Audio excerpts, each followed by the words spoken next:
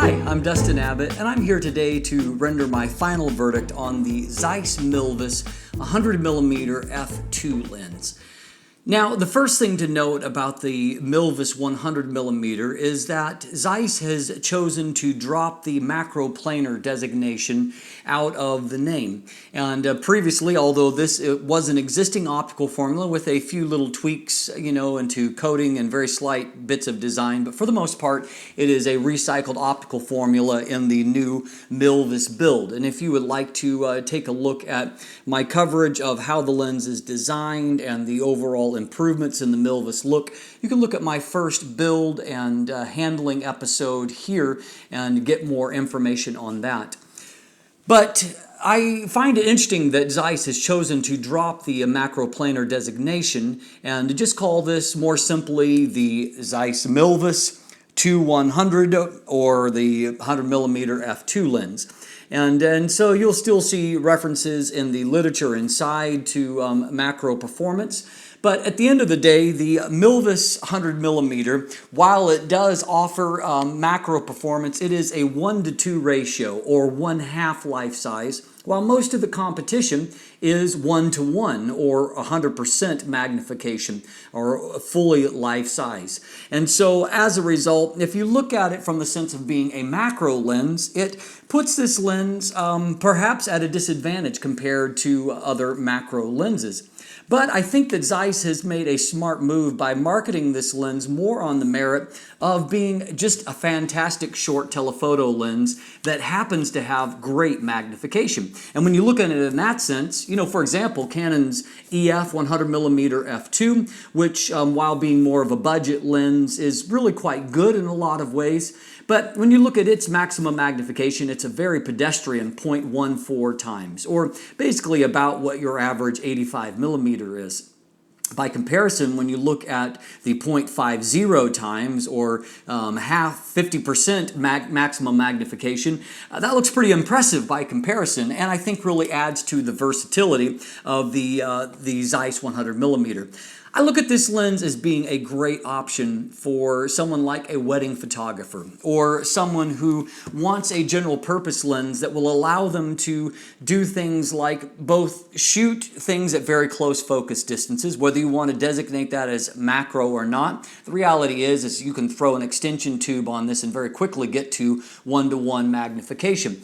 But I suspect for many people in most situations that the 1:2 magnification will probably be sufficient for a lot of situations. And so it gives you the versatility to get basically as close as you want to. But the advantage for this lens over most equivalent macro lenses is that it has a full stop of extra light gathering potential at f2. Thus, in low light situations, it requires half as much light as what an f2.8 lens does. And it gives you also, of course, the advantage of, for shooting portraits, of having a more shallow depth of field. And so there are certainly advantages to this lens. But while its kind of chief competitor that people might be considering will very likely be a macro lens, I'm going to do some head-to-head comparisons with the Canon 100mm f2.8L IS macro lens that I happen to own. And so we're going to jump into a image quality segment and take a look to see how the Zeiss Milvus 100mm f2 lens compares. All right, let's take a look at comparing these two lenses at a variety of different focus distances here. So obviously the Zeiss is not a true 1:1 macro, it is a 1:2 or a 50% life size. And so here on the left I have the Canon macro lens, and on the right we have the Zeiss. You can see the difference in the magnification here. But let's just kind of zoom in a bit and see how things compare here. So while there's a difference in magnification, we can get a fairly good comparison and see that obviously there is more fringing that comes on the Zeiss, and that's something that I noted as a part. There's some here on the Canon at this distance, but while we're seeing some of the green fringing on the Canon, we're seeing both the purple and the green fringing. And so that comes from that. If we look comparing the two, I would say that overall Both lenses are sharp and contrasty, but I would give an edge here to the Zeiss overall with looking at it overall. And so as you can see, there are different exposure values. So let's do a true comparison of f2.8 versus f2.8 and see how they compare here. So once again, obviously our magnification is the same. Interesting to note that the Zeiss exposed, I had them all in AV mode for this. So the Zeiss exposed a little bit darker than the Canon, although the Zeiss exposure actually looks a little bit better. And so as we take a look here once again, our, of course, plane of focus is similar here. And so, but overall, let's just kind of buzz through these images and look at key points. And so at the 3.5, obviously a little bit different focus overall here, but now the CA is starting to clear up a little bit on the Zeiss, and it clearly has a superior contrast to that of the Canon. If we look at this area here, and this is the plane of focus for the Canon, we'll find that I think just overall there's just a more contrast and really overall more sharpness with the Milvus lens. And so good news for the Milvus that although it doesn't have as good a reproduction value, it does perform very, very well when it comes to that. Now a little bit easier comparison is when we put them side by side. Now we have the Zeiss on the left and we have the Canon on the right, and so the Zeiss is exposing basically appropriately here. It lets in twice as much light, and so the shutter speed is twice as fast. And so let's start on the left side of the image and compare them side by side. And so once again, I'm definitely giving the edge to the Zeiss when it comes to contrast, often a Zeiss string. Here in the center we see that the Zeiss is showing more of that fringing at this distance, that it is prone towards some of the purple fringing is showing up here. And then if we swing over to the right side, we see that while that fringing is there, also the better contrast is on display. But see some of that fringing here on that that bright surface there. One thing I will note though is you'll see here, look how much crisper the detail is on the Zeiss image compared to the Canon. f2.8 versus f2.8. So obviously here exposing perfectly equally. Big difference, of course, is that the Zeiss is a bit less vignette to begin with, and now because it's stopped down a full stop, the vignette is almost entirely cleared up, while the Canon still has a fair bit of a vignette here. So as we take a look at the image, obviously, the Canon image hasn't improved, but the Zeiss we're seeing less of the fringing overall, and as we go towards the center, there's still a little bit more fringing there than what is on the Canon, but as you compare this surface and this surface, you can see clearly that there is more contrast and resolution in the Zeiss image. And once again, I compare this little tiny screw head and how much more crisply it's rendered. Once again, however, we do see some purple fringing there from the Zeiss. So now we're going to compare f4 results. The overall contrast continues to favor the Zeiss, and now we can see that when the chromatic aberrations have cleared up, the fringing that looks even sharper. And so look on this 2.8, there's just no color bleed, very crisp, very nice result. In the center, now with that fringing cleared up, it's just the image very clearly favors that of the Zeiss for superior contrast and resolution overall. And then on this side, even at f4, there's a noticeable difference in that little screw head. And once again, there's still just the faintest hint of some of that chromatic aberration that's not there on the Canon.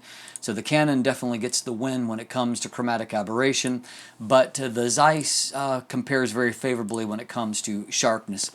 Here at Infinity, once again, f2 versus f2.8. Our focus point was on these transformer poles.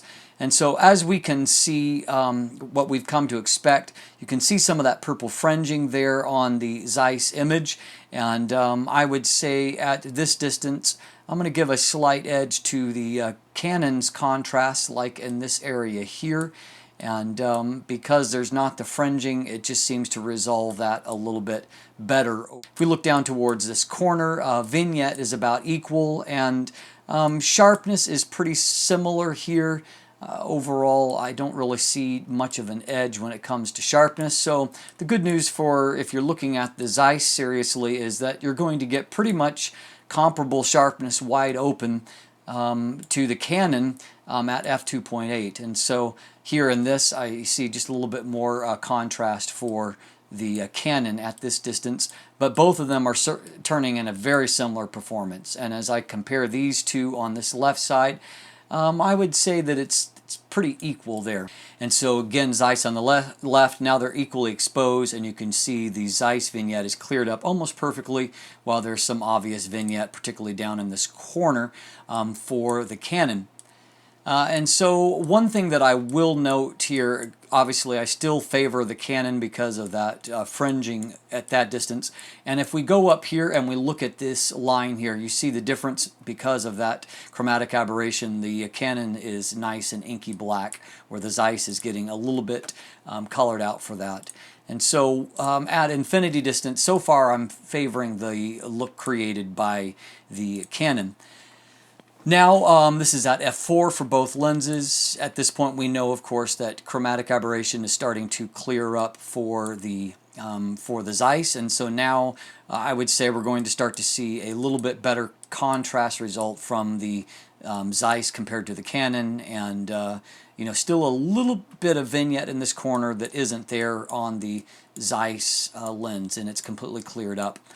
There's one area on this side I did want to note, and that is looking, comparing these two things. I would say that now the Zeiss has a bit of an edge when it comes to its rendering.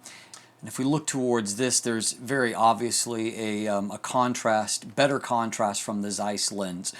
Just the white is brighter here compared, and the darks are a little bit darker. And now, thanks to the stopping down, most of the chromatic aberration is gone, but still it's a little bit inkier black for the Canon in this situation. So just a few other quick things to look at here.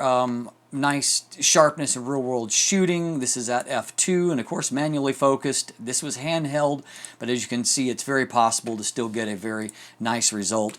Beautiful color rendition, always a Zeiss strength. I just love this is a straight out of camera image. Love the color there, as I do here. And you can see that if we look in that plane of sharpness, it's extremely sharp. And of course macro lenses tend to be, but this is a beautiful result. Now a few kind of wedding type shots, because I think that this is a great application for this lens. Beautiful bokeh overall, and yes, there's a little cat eye effect towards the edge of the frame, which is par for the course with every lens of this type that I've seen. And this has had some post-processing, some grain that's been added, but look at how sharp everything is along this wire, wide open. And so a very versatile lens for shooting wedding type things. Here, of course, once again, nice bokeh and great sharpness overall, rendering the details in this unique bouquet that the bride carried.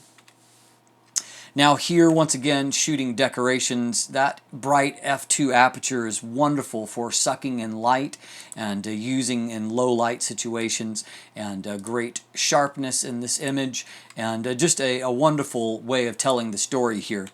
Now here we see the downside of the lens, in that particularly on these glasses, you can definitely see that purple fringing, and here the green fringing. A lot of that could be removed in post, but I did want to point out that it's there. Here, again, looking at the overall bokeh rendering, and I think it's really soft, really nice, and a great contrast to the sharpness there on the leaf, and so and really great result.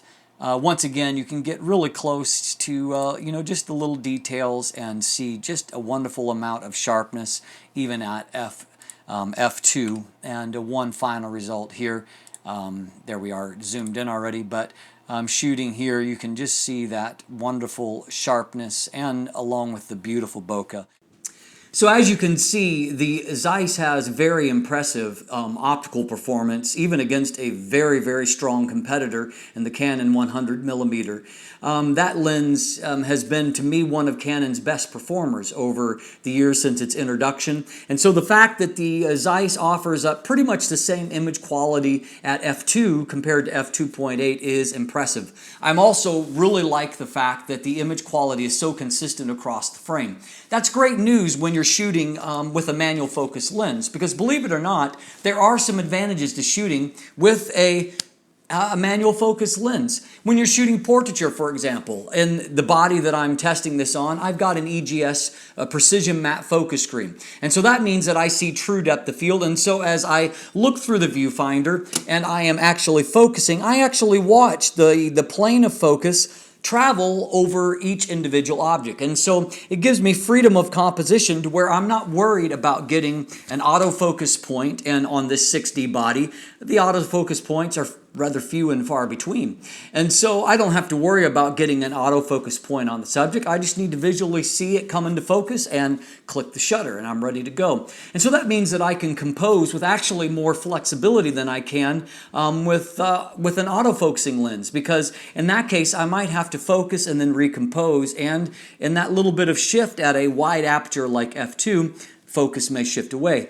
Also, of course, it's an advantage for those that are shooting macro type images that prefer to manually focus in that situation. And for some of those same reasons, sometimes it's tough at those little tiny splitting of hair of focus distances to get an autofocus point where you want it at that point. And so, of course, having the advantage here of being able to manual focus with a lens that is far better suited for manual focus than most other macro autofocusing lenses are, becomes an advantage in that type of situation as well. Now, of course, there's downsides to manual focus. If you're wanting to shoot action, you're going to find that you're going to have a much more difficult time, even if you're fairly skilled. And depending on your skill as an actual manual focuser, some of you may find that your keeper rate isn't quite as high. Overall, I find that my keeper rate with a manual focus lens like this one is actually pretty good, but I'm not afraid to manually focus, and I have a body that's set up properly for it. And so that certainly makes a big difference. But at the same time, I recognize that shooting with a manual focus lens is a more deliberate process. So it may not be your everyday choice. But I find that, for me at least, there are times that I crave shooting with a manual focus lens, and I will reach for one just because of that kind of analog connectivity that comes with shooting in that kind of style. And so if that suits you, well, this might be a lens that you're very intrigued by. I've heard a number of people tell me that this is their favorite of the Milvus series thus far. And you know what? After having reviewed it, I can see why. I think it's probably the most versatile lens that I've seen so far in the Milvus lineup. And it certainly has the optical chops to keep up with any alternative out there. And so in that sense, it's a very compelling lens for someone that wants one lens that they can go from shooting very close focuses to shooting portraits, or to just general purpose shooting, perhaps even landscape shooting. It has great contrast, and of course that Zeiss image quality in terms of color rendition that always seems to be a little bit more special than the competition. At the same time, it's obviously a really great video lens for a number of those reasons, including having that beautiful gliding full range of focus, almost 360 degrees, about 352 degrees of focus throw. And so it is just a joy to use in that regard. Now, when it comes to the price of this lens, it's not cheap. It's running a little over $1,700 right now. Of course, it undercuts, if you're considering the new Milvus 135mm f2 lens that's just being announced. It will come across as a little bit cheaper than that lens. And of course, there are other alternatives that it is far more expensive than. But if you are actually shopping Zeiss, then you're already prepared to know that it's hard to sell it as a value proposition. Zeiss lenses are more about the feeling of ownership of a well-crafted quality device. And so if the price doesn't throw you off, and if manual focus doesn't throw you off, I doubt you're going to find much else about the lens that is going to discourage you.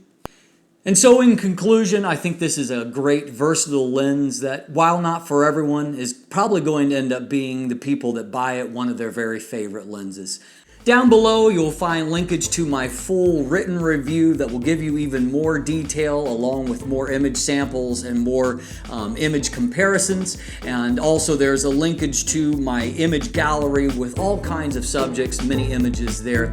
And you can also find linkage to follow me on social media. And if you haven't already, please click that subscribe button. Thanks for watching. Have a great day.